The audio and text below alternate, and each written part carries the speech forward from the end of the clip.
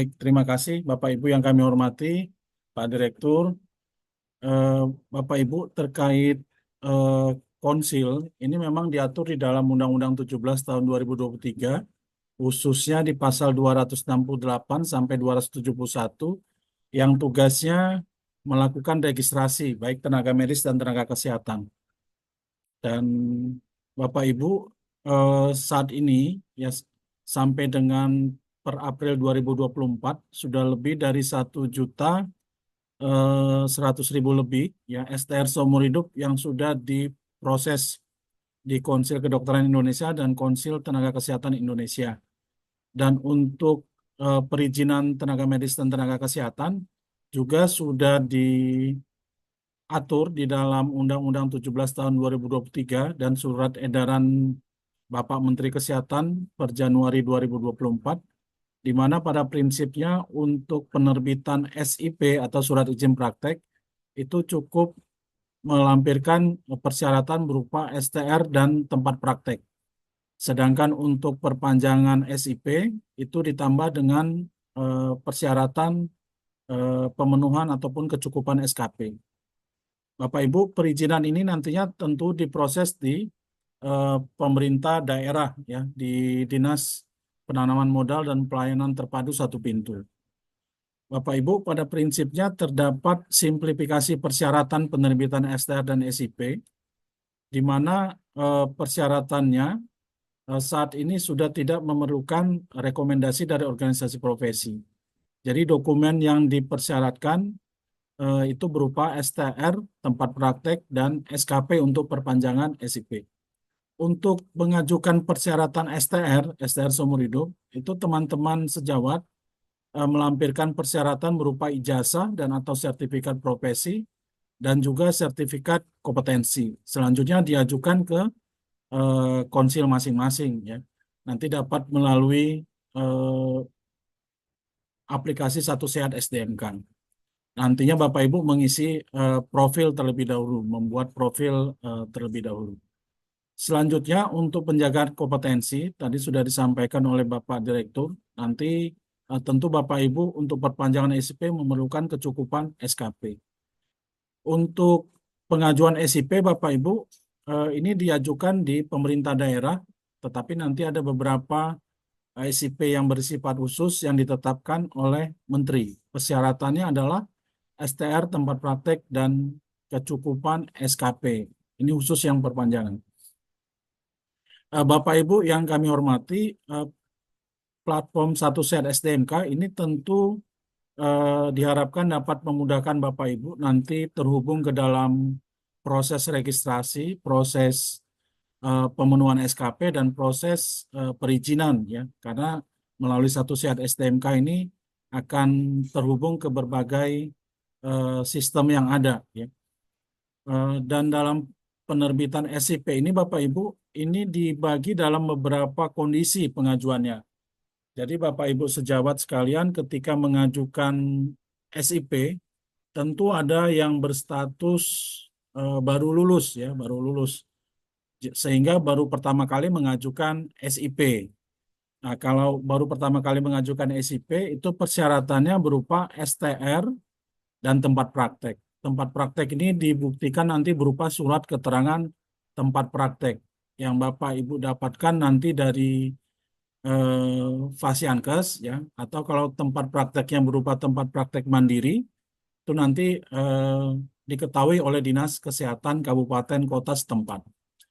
Masa berlaku untuk SIP yang pertama kali ini eh, adalah sama dengan masa berlaku STR ya.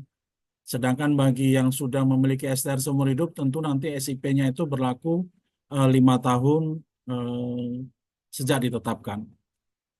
Selanjutnya, ini ada teman-teman sejawat tentunya dalam kondisi yang sudah lulus beberapa tahun sebelumnya ya, atau lebih dari 5 tahun sebelum Undang-Undang 17 tahun 2023 ditetapkan, tetapi belum pernah praktek ya. Dan saat ini akan praktek, saat ini akan mengurus SIP misalnya.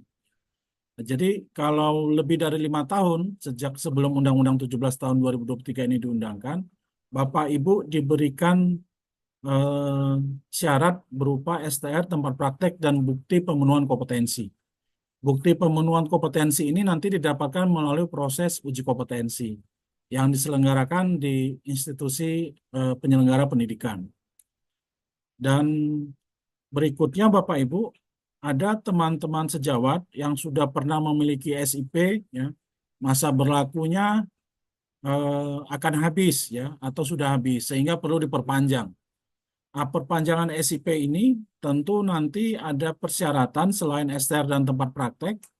Nanti Bapak Ibu perlu mencantumkan bukti pemenuhan SKP yang tadi sudah disampaikan oleh Pak Direktur dapat dilakukan di platform SKP.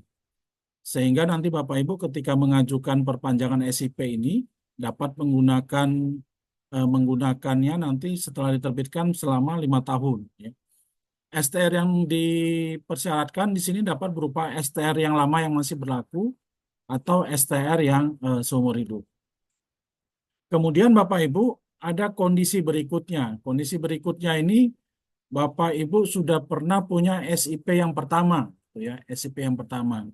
Sehingga nanti akan mengajukan SIP kedua ataupun nanti SIP ketiga. Dan Bapak Ibu saat ini ada yang memiliki STR lama yang masih berlaku dan ada yang sudah memiliki STR seumur hidup. Ya. Sehingga nanti ketika mengajukan SIP kedua ataupun ketiga, Bapak Ibu diharapkan memenuhi persyaratan berupa STR lama yang masih berlaku, ya, dan SIP ke-1 ataupun SIP kedua. Kalau Bapak Ibu mengajukan untuk SIP kedua, berarti melampirkan SIP yang pertama. Kalau Bapak Ibu mengajukan SIP yang ketiga, berarti melampirkan SIP ke-1 dan SIP yang kedua. Selanjutnya juga nanti melampirkan surat keterangan tempat praktek.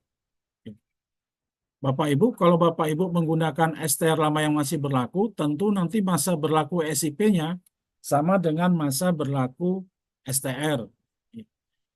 Dan kalau Bapak Ibu mengajukan dengan STR seumur hidup, nanti akan mengacu kepada masa berlaku pada SIP yang pertama. Terkait pemenuhan SKP saat ini sudah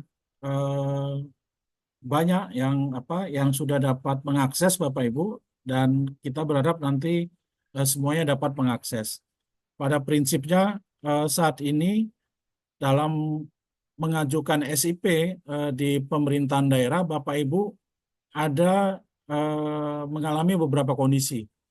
Ada Pemda yang sudah menggunakan mall pelayanan publik digital, ya, sehingga Bapak Ibu masuk ke aplikasi MPP digital, nanti diikuti langkah-langkahnya sehingga Bapak Ibu nanti setelah mengajukan ada proses verifikasi dan ada proses penandatanganan SPBE, ya, tanda tangan elektronik. Tetapi ada juga Pemda yang saat ini masih menggunakan aplikasi yang lain, yaitu aplikasi Si Cantik Cloud ataupun aplikasi mandiri di Pemda masing-masing. Sehingga nanti Bapak Ibu mencermati langkah-langkah yang harus dilakukan ketika mengajukan dan melalui proses verifikasi sampai nanti penandatanganan secara elektronik dari SIP tersebut. Tetapi di sini yang kami perlu tekankan kepada Bapak Ibu, di beberapa Pemda ada aplikasi-aplikasi yang saat ini sedang dalam proses pengupdatean atau proses pembaruan, ya. Sehingga ketika Bapak Ibu masuk ke dalam websitenya atau platformnya, kadang-kadang masih ada yang mencantumkan persyaratannya tercantum berupa rekomendasi OP. Contoh misalnya seperti DPMPTSP Surabaya, ya, ataupun DPMPTSP Deli Serdang atau beberapa kabupaten lain.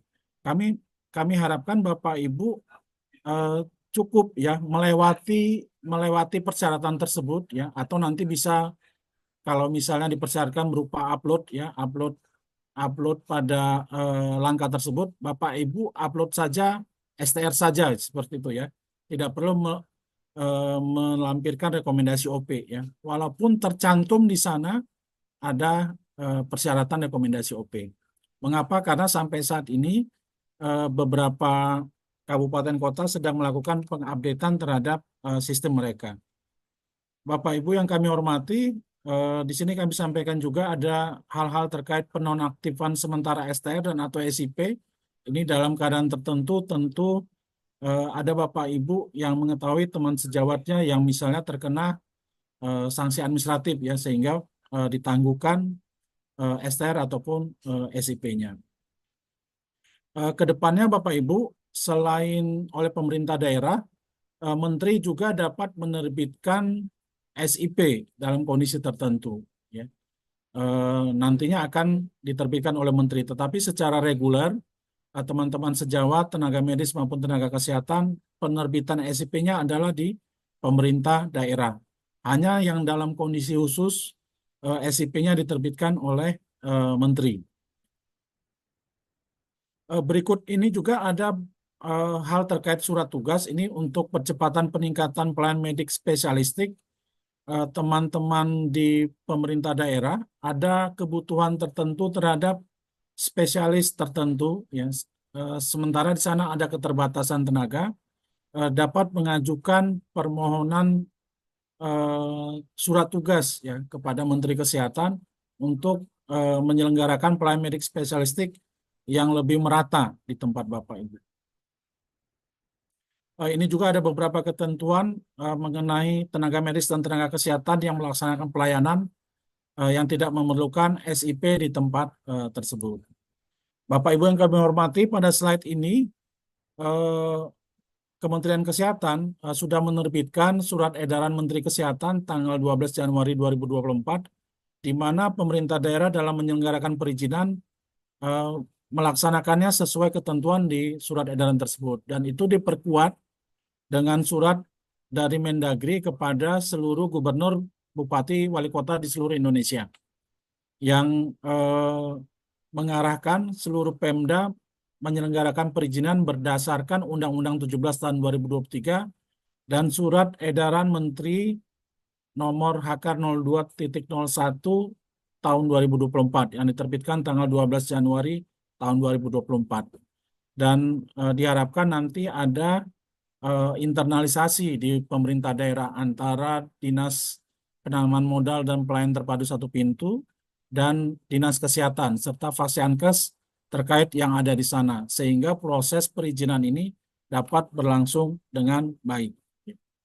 Mungkin demikian yang bisa kami sampaikan Bapak Ibu. Selanjutnya jika ada beberapa hal yang Bapak Ibu mengalami kendala nanti dapat menghubungi Helpdesk Direktorat Jenderal Tenaga Kesehatan. Demikian yang bisa kami sampaikan.